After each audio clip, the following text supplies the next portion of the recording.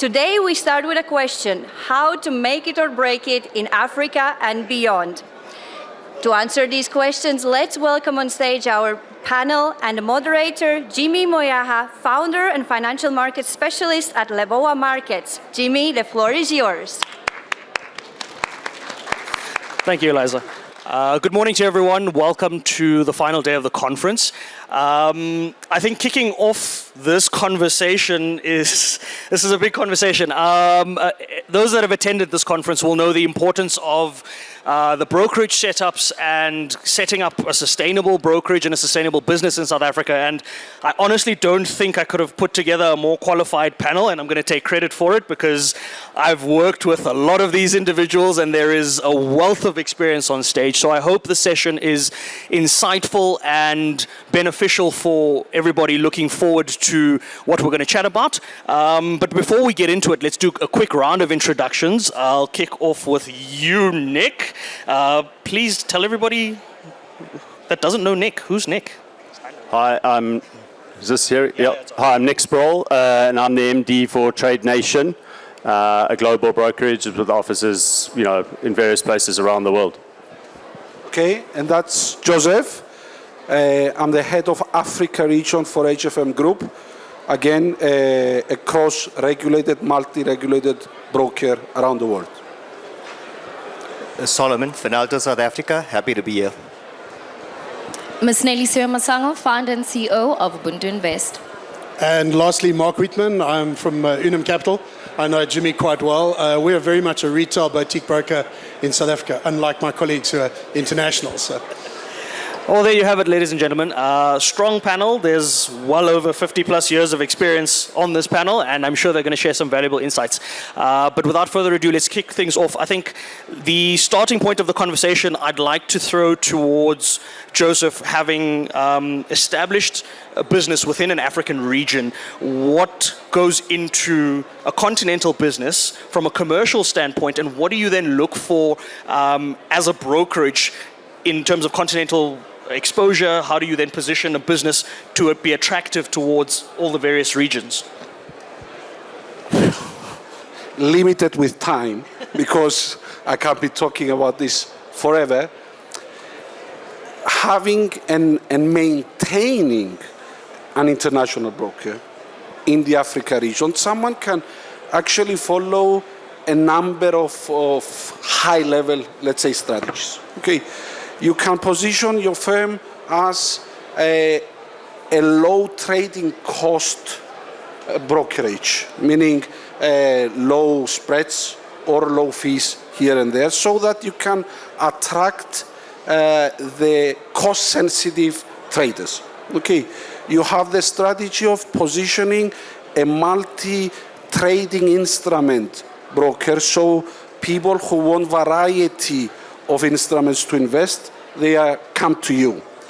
You can position yourself as through development of proprietary technology, which I tend to love, to be honest, in the sense of creating tools or systems that will enable you to offer superior trading conditions, for instance. You can obviously follow the route of obtaining local licenses throughout the continent, but obviously adhering with the rules and the regulations of those regulators and be updated, so you create an awareness of being a strong, a solid, a trustworthy broker. You can also follow the route of education, meaning to offer education to your clients and superior customer service through means of classes, online or offline, easy onboarding systems, meaning be close to the trader and hence having a retention, okay, not just onboarding the clients. And because I'm obviously representing HFM here, you have also the option of doing all of the above, which is what HFM is doing. Okay, and this is why we've proved to be a very strong broker in the region.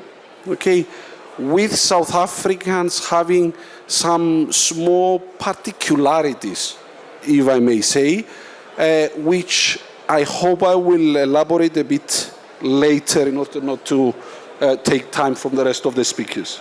Thank you, Joseph. Let's unpack some of the things that you've said, and I think what I want to then go into is, Nick, from your perspective. So something that Joseph mentioned is the intricacies or the nitty-gritties that come with the South African setup. Now, your setup has been uniquely South African as compared to some of the other brokers in how you've established Trade Nation. Do you want to just take us through that journey of where that started those years ago and where the business has come to from a client perspective, how you interact with the businesses or with your clients and how that's changed? Sure, thanks, Jimmy. So I returned back from London about 8-9 years ago and got involved in a business called Blackstone Futures. And, you know, we were a very small player at the time. We didn't have many clients. And I suppose what we had to do was try and work out what was different about my UK experiences and what made South Africa so different. Originally, we came with one platform that people that, you know, was commonplace in the UK, and it was soon very obvious that that wasn't going to work in the South African context. So we implemented MT4, and that was the start of our real growth. We focused heavily on education because I think there's a huge number of people in South Africa and around the rest of the continent that are desperate for education. They want to understand these products. They want to take ownership of their own financial destiny, and we do know that, you know, the products are leveraged and they're tricky to trade, but they still want to understand what they're doing. We focused heavily on local customer support and local initiatives that were popular with the market. So local language is very important, I feel, because a lot of people, you know, bid offer spread doesn't necessarily translate for the average South African that's looking to learn to trade. We approached audiences through different ways. So social media was becoming incredibly popular, and so we'd run live webinars and live Friday afternoon trading classes, and you'd get a couple of hundred people logging on and doing those sort of things. I also spend a lot of time and focus on people's money. So if you had money with us and you wanted it back, you got it back as quickly as possible. And I think that builds trust. If you've got money sitting with a broker, you want to be sure that you're going to get it back. And I think those are the kind of key elements that I tried to implement to develop a business in South Africa. Nelisiwe, I wonder if you can come in on the back of what Nick is saying in the context of sort of the importance of partnerships and partnership relationships in a local market like this. So Nick's already touched on how important it is to have unique solutions that speak to this market. And the business that you've built with Ubuntu Invest and being a female CEO in a market like this, the importance of those relationships and partnerships, whether it's with colleagues, but also with the market. Definitely. So it's really important. I mean, regardless of what industry you're in, there are competitors. I don't see anybody as competition because I feel like we can all leverage, excuse the pun, off of each other. All right, depending on the type of brokerage you run, some high net worth individual clients are bad business. Not all money is good money, all right? Some brokers cannot handle smaller accounts of mass consumers. Some brokers don't have the capability to train people because maybe they deal with maybe high net worth individuals, all right? So I think we should change the status quo and mindset. In as much as we're all each other's competitors, let's be honest, no one is reinventing the wheel here. A chart is a chart is a chart, all right? It's no different from the other one. But what I think is important for us to do is to work together as brokers to see how we can help each other. Because at the end of the day, customer is king. Sometimes as businesses, we become very competitive. We're focusing on our so-called competitors and we forget the most important person, which is the actual client. Now, in the South African market, I've been in the industry for well over 10 years. All right, when I started, people were asking me, what is trading? Today, people are asking the relevant questions to say, why should we trade with you? That shows you that in the past 10 years, people are woke, all right? People have access to social media. This is all thanks to the pandemic. All right, we have well over 60% increase in retail investors. So people do know what trading is. They just want to make sure that their money is safe. And that's one thing that some of the gentlemen had mentioned as well. So the biggest thing that we have to do in terms of providing proper customer service is to respect compliance. Because if a broker can respect compliance, you follow the rules accordingly. Then when it comes to that, there aren't any loopholes, because the biggest issue in South Africa is we have a lot of brokers in the country and international ones as well. South Africa and the SADC region, we're really great clients, right? But the sad part of all of this is that people are being scammed, all right? So as the market grows, this is reality. There are fraudulent accounts of probably all of us here. We cannot allow people to lose faith in financial markets. Financial markets holds the tools to everybody's financial freedom. So as brokers, as technology partners, we need to remember that we're not each other's competitors. Our biggest threat is not each other, it's the unregulated market. So remember, customer is key.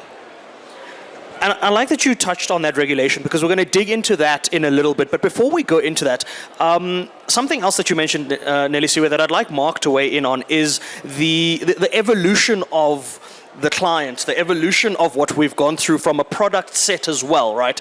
Nelisiwe mentioned that all the brokers provide a similar sort of service, and there is a bit of differentiation here and there. But I mean, Mark, you've been in the industry. I mean, I think your FSP is well over 20 years old, if I'm not mistaken. It might be a bit older than that. It is older than that. And that speaks to a lot of experience, right? So yeah, so I came out of banking in the 90s and set up my license in the end of the 90s. So we had a long time in this industry. We came through the cash market, then the on-exchange derivatives, then became the CFD market. We've seen a lot of evolutions. And what's interesting about the retail client is the retail client is very demanding. He's like an institutional client. In fact, he's worse than an institutional client, because he wants low cost, he wants a brilliant platform, he wants research for nothing, he wants your education, and he doesn't want to lose money. And he wants all of these things bundled up into one platform. And I think that's the challenge, is how do you address all of those needs in a single offering? And I agree with you, and that's why I'm seeing some not collusion, but cooperation in the industry, where you might have a product I need, I have a platform, you might have research. We're seeing a lot of integration between some of the partners now, which is kind of interesting. You're seeing competitors starting to cooperate with each other. So we've seen that evolution.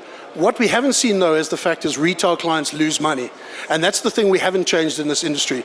And I thought that social trading, copy trading, these sort of things, that sort of nuances would improve our market. And it hasn't. Retail clients still lose money. And I understand a B-book broker needs a certain amount of losses from clients, but we really need to make those retail clients profitable for them, not just for us. And I think the one thing that's not in our market enough is empathy with the client. We are a client business. We need to empathize with our clients. Our clients need to make money. We don't just need to make money. And that's the one evolution I haven't seen yet. So Mark, I'm going to stick with you then. Off the back of what Nelisiwe said around the importance of regulation, how do you then set up a brokerage from start to finish? Or the rundown of what goes into an FSP license, the applications thereof, and what you've seen happen from when you applied for an FSP license to where the market is now. So I think this will dovetail into hopefully Solomon as well, because there are two parts of the market. There's the agency business, which we do. Execution only, we take no balance sheet risk. We're not interested in betting against our clients. We'll pass that flow on to a liquidity provider. That part of the industry is easy. It's a Cat 1 license with the right subcategories. You can get into that market. If you've got the right bona fides, the right systems, etc., you can do that licensing fairly quickly. You can either buy one or you can set one up. Doesn't take too long. The limitation there is trying to find a key individual. There's very few key individuals you can put on a license. They're very few and far between at the moment. So a Cat 1 agency license, very easy actually. The other part of it, which I'll let Solomon speak to, the ODP license, a lot more hard. If you want to face a client and be the counterparty on a trade, and I'll let Solomon speak to that one, much more difficult. You've got to jump, lots more ticks, capital adequacy, etc. But I would encourage all the guys who are sitting in this sort of grey area who aren't regulated. A Cat 1 license is very easy. Come and chat with us after the presentation, and we'll tell you how to do it. It shouldn't take you long nowadays. 3 to 6 months, you'll be licensed. I like that you threw Solomon under the bus because I was going to do it, but it's better that you did it. Let's go to the man who's gotten not one but two ODP applications through.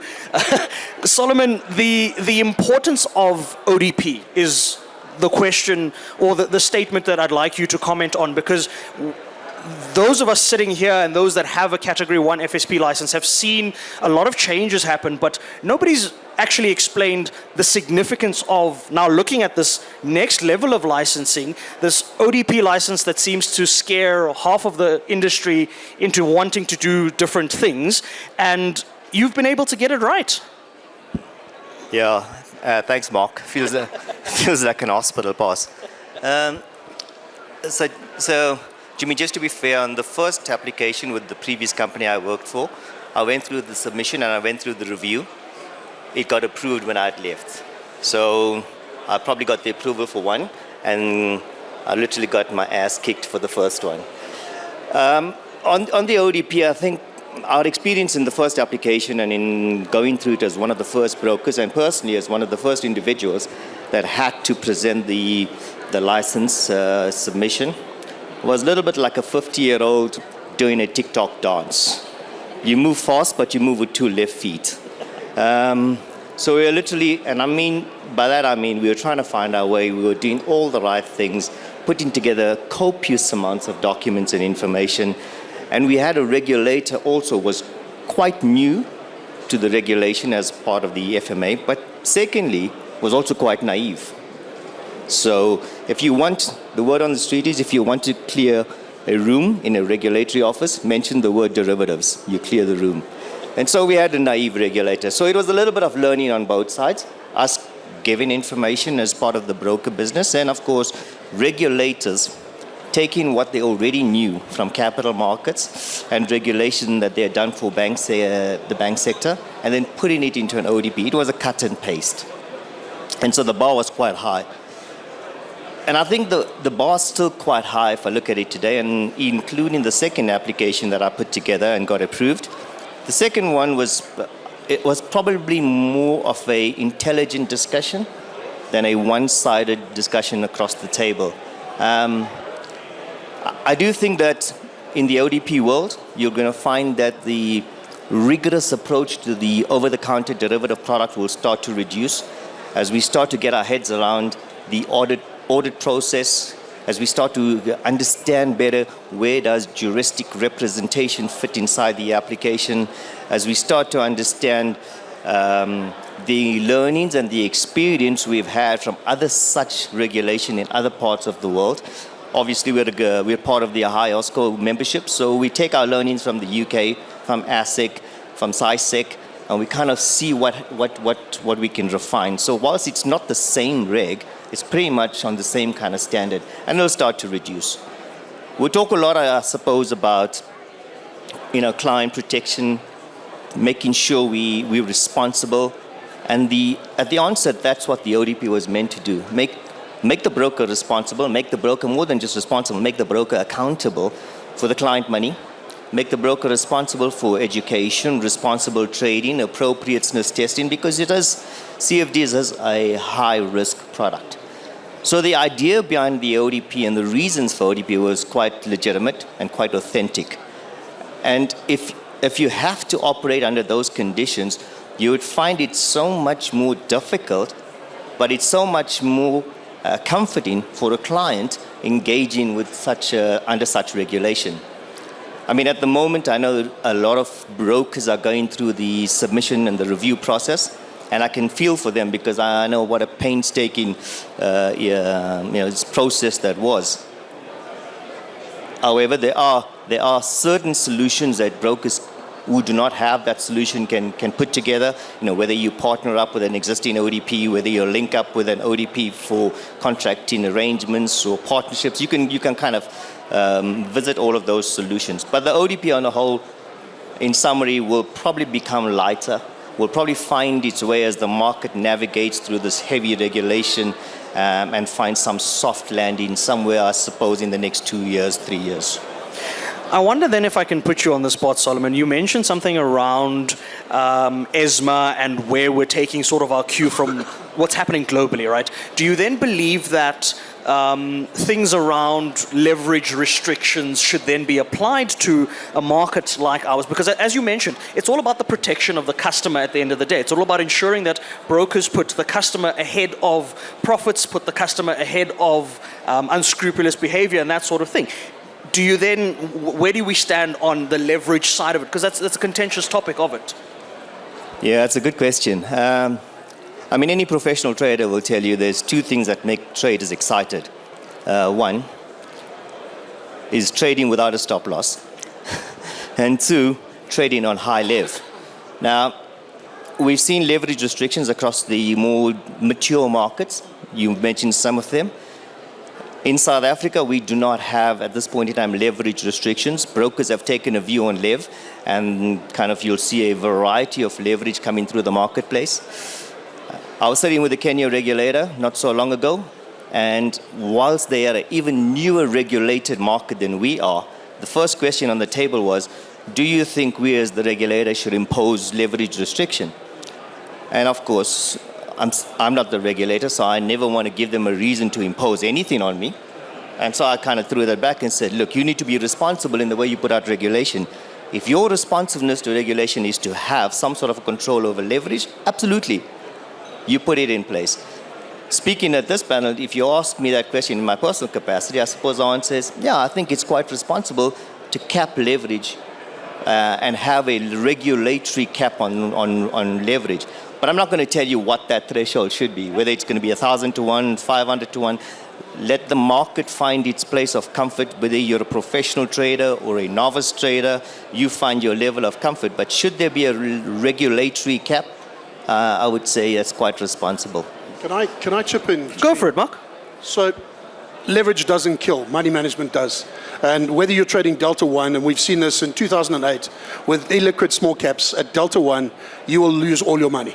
So leverage is not the issue. It's what you do with it. If you teach a client money management, stop losses, what you said, if you do not have a stop loss, if you have a single large exposure to an illiquid counter, you're going to die in this market. So it doesn't matter what leverage I give you. So if you have 1,000 to 1 leverage, just manage your money management. You know, for me, I use massive leverage because I think I'm a reasonable trader. And I put in, hopefully, stop losses and take profits, etc. So to go and just then cap leverage and make everything the same, I think you'll kill a market. If you take leverage down to 30 to 1, we don't have a market left. You know, we'll all go offshore, we'll play in the grey markets. So I think it's about money management, not leverage. And I think if the regulator understands that, and I don't know what tools, I know all the guys give the tools to their clients to use, but the clients don't use them. That's the problem. May I, Mark? Absolutely, sorry, Joseph. I have to agree with both gentlemen. Yes. Okay? Because capping the leverage is one thing, but if you cap the leverage at whichever level, okay, and then you allow brokers to offer bonuses, which are practically indirectly increasing the leverage again, you've done nothing. So if you want to control the leverage, you have to do it from all corners, okay? I do agree with Mark though as well, okay, that, and we all come back to this, it's all about education. And it's all about constant education, meaning even if someone considers himself as a professional trader, as a guru, things are changing, and things are changing fast. So I urge all traders to contact with their broker and request for training on the subject matter, on what they are actually doing. Nobody knows everything, and nobody knows everything forever, except my wife, obviously, but that's another story. Okay, but we need to get trained all the time. This is extremely, extremely important, and leverage is not the problem. Solomon? So I just want to qualify what I said by the cap on leverage. I mean, under the regulatory environment, if you look at phase regulation that almost all brokers operate, you have certain liquidity and capital requirements you've got to meet. Under the ODP regulation, as soon as you take leverage into account and you increase leverage, and even without any sort of increase in leverage, you have an extra additional liquidity and a capital requirement already from ODP that's imposed on brokers. Because as soon as you increase lev, by default you increase your risk profile does change, whether you want to accept it or not. But ODP imposes a premium over and above what phase imposes for liquidity and capital. So as a broker sitting with the ODP license, for me to have a leverage that's uncapped and just kind of keep the liquidity at the level that satisfies the regulator is very limiting from a cash flow perspective for a broker to go and do additional marketing and spend on events like finance magnets and so on and so forth. So that's the kind of where I sit with the dilemma between regulatory imposition versus what the market wants, and then underpin that with a risk management framework on LEV. So I think the overall consensus is there must be a responsible approach to how it's managed, not only from a client perspective, but in Solomon's case, from a business perspective, because it increases business risk at the end of the day. And that's the reality that you have to face as the provider of the service. I want to change gears a bit and then look at what does that mean from a commercial standpoint, and I want to bring Nelisiwe back into this around, you mentioned that it's about, the client now is far more knowledgeable, far more intelligent than, or not necessarily intelligent, but far more informed than what they may have been in the past. What does that then mean for the commercial opportunities for collaboration going forward? Something you said very importantly, and something you stressed was it's important to make a collective effort amongst the brokers to offer a better service. But then what does that look like from a practical point of view as Jimmy, the client, who wants to come in and sit with Nelisiwe as their broker partner or their trade partner or even their investment partner for long-term investments? How does that relationship, or how should that relationship look so that the client is getting the most out of that? All right, good question. I think when it comes to this, now that we've prioritized that the client is important, the next best thing is education.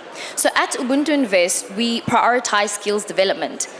So prior to starting the brokerage, I come from skills development. So I had a regulated and accredited training company that trained people on financial literacy all the way through. Now, there's something at Ubuntu Invest, we call it a customer journey. All right? Because when your client signs up from day one, you'll assume they're a novice trader, all right? And then after 3 months, after 6 months, after 1 year, because of the constant education, the client becomes more mature. Their trading strategies change. Their financial goals change. So prioritizing skills development is the biggest thing, but it should be an ongoing process. If anything, if I take it back to what Solomon had mentioned in the regulator should prioritize education within a brokerage, because brokers that don't have an in-house education department, whether it's through the funnels of client retention or customer service, you are going to lose your clients, number one, or number two, the clients are going to blow their accounts, and not only will they not want to trade with you, but they don't want to trade altogether. And that becomes a problem when we lose people outside of the entire derivative space. So like I said, ongoing education, but not just from the customer's perspective, with your staff members as well. At Ubuntu Invest, we have training every single week from a compliance perspective, because rules and regulations are always changing. The staff need to be well equipped and well informed, because they're the ones that speak directly to the clients. It's pointless me sitting up here knowing everything. I don't speak to clients. So I need to make sure that as the regulator updates their policies, as the market changes, and the overall climate of derivatives change, I as a leader need to be informed. And that needs to trickle down to the staff as well as the consumer, and it needs to be an ongoing process. Mark, would you like to weigh in before I jump to Nick? I wouldn't mind. So I agree with you, and I think the regulator does a lot of stuff in the educational side, just not in our space. And I think that's the problem with our industry, is we don't engage enough with our regulator, and I do believe there's an ODP committee that's been formed recently But we have a body already for this. We have the Financial Intermediary Association. There's 12,000 members. It represents FSPs in this country, and we're not outside of that. You know, we put ourselves outside of it. I don't know why. We're a member, but I don't think any of my colleagues here are members of the FIA. But we're a lobbying body, and every time a regulation comes out that affects anything in the derivative space, we comment on it. And now with the cryptocurrency, the crypto asset service provider, we're lobbying and we're commenting on that regulation. And we work with the FIA, through the FIA into the regulator, to create educational content for ourselves as well. But there's very little in our space. So if you wanted to do a CPD accreditation on something in our space, you're going to battle to find it. And I think that's where collectively we can all work together to say, we need to bring the knowledge base up of all of us. There's some really good stuff overseas. Let's bring it here. Let's have training modules. Let's have some of the stuff that the guys overseas have, and we'll all get better. But it does exist. The FSCA is very engaging on it. We just don't engage enough. Let's speak to someone who was overseas, Nick. The educational aspect that Nelisiwe spoke about is such an important aspect, right? I wonder if you could touch on some of the other tools from a business perspective that have proven to be effective alongside educating your client, alongside doing the right thing in the best interests of your client. What do you then bolt onto what Nelisiwe said around protecting and enhancing the experience that your client then has to ensure that going forward, you're not losing the clients, they're not dropping off, they're not being given the short end of the stick, so to speak? Well, I think, you know, people are looking for a lot more help than they ever had before. And I think, you know, putting a couple of videos on your website and a few PDFs that you sort of hand out to customers isn't really enough anymore. And so I think we're seeing a lot more of almost AI-driven tech where, you know, as you trade, you will get suggestions based on, you know, you over-leveraging your position, your account balance is too low for the kind of exposure that you're looking for.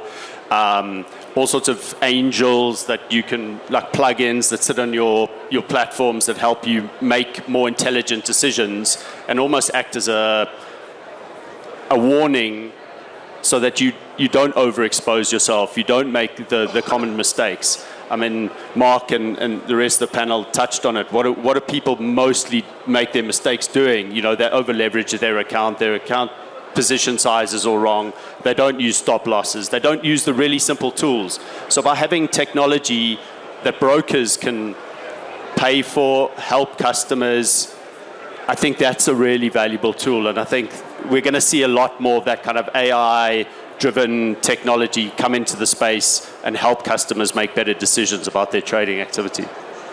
I think as we wind down our conversation, we can't have the conversation without looking at the impact of the crypto space.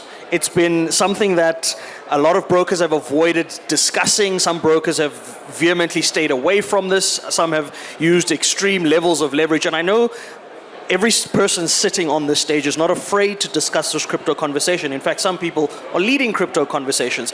And I think what I want to then get at as we close our conversation is perhaps just go down the panel and see, from a crypto perspective, looking at the broader African landscape, looking at how countries like Nigeria and Ghana operate differently to how we operate in South Africa, and what that means for crypto integration, whether it's from a wallet perspective, from a trading perspective, that sort of thing. I just want to get your thoughts, possibly each of you, around where you see the crypto side of it fitting into the brokers going forward. Is it necessary? Is it important? Is it an element that is here to stay and enhance the experience as AI is, as regulation is? What are your thoughts on that, Nick? So whether we like it or not, crypto is here to stay. It's not going anywhere. Customers are going to probably use it for two main reasons. One is either to trade price movements, and the other one is for payments. You know, a lot of Africa is not particularly well banked, and crypto provides an easy way of moving money around, either into your broker, back to yourself, between people. I really don't see it going anywhere, and I think it's going to be a part of either trading or payments going forward. Joe? I have to be honest on this. I'm heading Africa's activities, and I literally haven't seen an increased demand from the crypto side. At least neither in Nigeria, nor in Kenya, nor in South Africa. People are not there yet. As you rightfully said, they are still missing the basic ones. They don't even understand the basic one, the stop losses and all these things. I think it will take a bit more time. People, before moving to the crypto, they should move to the mobile trading technologies, because they are not even there yet. Okay, they are still on laptops, the majority of the traders. And then as soon as they evolve to mobile trading, okay, and then AI, then the blockchain and the crypto will come into place. I think we're not there yet. We are ahead of the actual developments, I think. Solomon, what are your thoughts? I mean, you've been very open about what crypto represents for development, for anything that happens in the future, and you've always been forward-looking on the topic. I'd love to get your thoughts on this. Yeah, I totally agree with Joe and Nick so far. I mean, crypto's here to stay. Definitely crypto is going nowhere. If you ask me as a business person, where would I put my money into crypto from a broker's perspective, it's probably in the payment side. We'll invest heavily into crypto payments. As an asset class and a trading class, it's quite insignificant today. You're right, it's quite small. Let's talk about crypto into Africa. There's no acceptance for crypto into Africa. If you want a regulated license in CMA authority in Kenya, you have to take crypto off your platform. It's not an asset that they will approve you on. And that's not just Kenya. Not even for payment methods, correct. So I think crypto is here to stay. From a greater product perspective, brokers defer very little when it comes to product. I remember we were trading at the bank, and banks went out and built infrastructure to do carbon trading desks, options on carbon trading. Guess what? Carbon trading has never really taken off as a tradable asset, but we spend copious amounts of money. So product will defer. Client demand and how the evolution of clients trade will start to become quite important. I think Nick picked up on AI, machine learning, EAs. People are smarter today than they've ever been without any sort of professional academic qualification. And so traders and their ability and how they trade will start to evolve to a great extent. The demand will start to drive how we start to build infrastructure, including whatever comes out in crypto payment space and others. Thanks for that, Solomon. Nelisiwe, your thoughts on the crypto space? So I agree with the first two gentlemen, Nick and Joseph. But really quickly, I can say what I say to my team.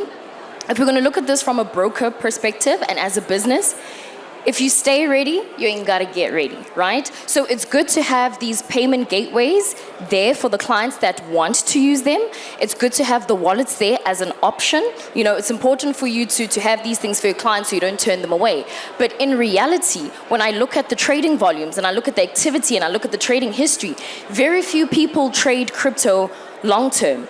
So a client will make a bit of money, and then you'll see in a couple of weeks' time they change their strategy. So it seconds what Joseph said as well. We're not there yet, but as a business, especially if you prioritize customer satisfaction, it's good to have it there as an option. Maybe within the next 5 to 10 years, people start utilizing it, but we're definitely not there now. So stay ready so that you don't have to prepare. Mark, there's crypto regulation that's coming out, and I know you've been keeping an eye on this. What are your thoughts on what the panel has said, but also on that aspect of adding cryptos now as subcategories and that sort of thing from the regulator standpoint? Yeah, so I suppose we deal with a fairly sophisticated clients, so they're already trading cryptos, and it depends what you define as cryptos. So my colleagues already trade cryptos as CFDs. That is part of the regulation. It fits under a subcategory called derivatives. So a derivative on a crypto is a CFD. It already exists, we can trade it in terms of our regulation. What's changing now is the crypto asset service provider that's coming in now, or came in November. You can start your license application from June. That will be for the actual coins or tokens. So that's a different part, and we still got to be guided by the regulator on that. But there's nothing stopping you at the moment from trading a CFD with a crypto underlying. The same as you can do an EFT or an exchange traded fund, exchange traded note. So what we're seeing is our clients is using it as part of their investment strategy. They might have 2.5% of their portfolio in cryptos as an investment, because there is market movement there. You want to be in it. But most of them are there trading it as CFDs. I think the big move is in tokenization, is in smart contracts, NFTs, tokenization. We're going to see the private equity market change completely. Guys who used to go into 5-year partnerships so they could own real assets, private businesses, these sort of things, private debt, that market will move in the next 5 years into tokenization and smart contracts. And that's the stuff I want on my platforms, because those are my sort of clients. Whether that's going to appeal to a retail client who wants to own a real asset, a property, etc., time will tell. I like that you mentioned tokenization. I've also been a good proponent of tokenization, and apparently BlackRock and JP Morgan seem to agree that the tokenization of real-world assets is the future of long-term investments and the strategic shift that the industry needs to go through. Whether or not that will have a significant impact on our retail side of the business, or if it'll take a couple of years to get to, I guess we'll all have to wait and see. But I'd like to thank my panel for their insights, very valuable insights. A lot of knowledge has been shared, and I hope that it's been a very insightful session. We do have about 90 seconds left before the panel discussion is over, and I'd just like to open that up to the floor for any questions that the audience might have.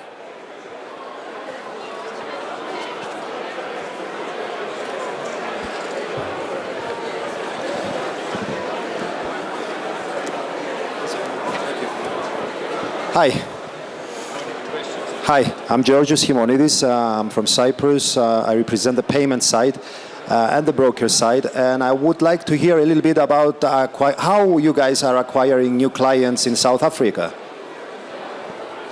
I think I will throw that question out to Nelisiwe, Joseph, and Solomon, because they acquire clients differently, given that one services as an ODP, one is an international, and one built the business almost entirely South African. Sure, great question. So in terms of clients, I'm not a fan of people poaching clients, all right, because that's very short-term thinking. At Ubuntu Invest, and what I believe is building clients, creating traders. Remember, anyone that is younger than 18 cannot legally trade, right? People aren't looking at that target market. At some point, they're going to get into the job market. They're going to earn some sort of income. They want to diversify. They want to supplement their income. So for us, we're not looking at existing clients per se, but we're looking at building a market. Because also, when it comes to that, clients become very loyal to you.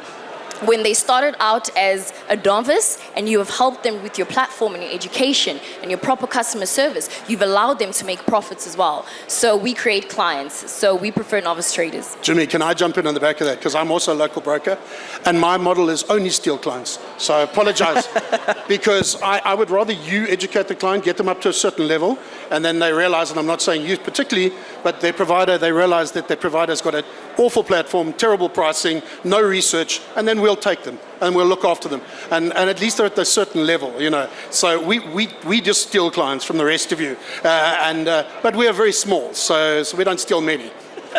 Joseph, are you stealing clients? Look, if they were not stealing clients, it means that we are mispricing our product. So it's very healthy for brokers to be losing some clients.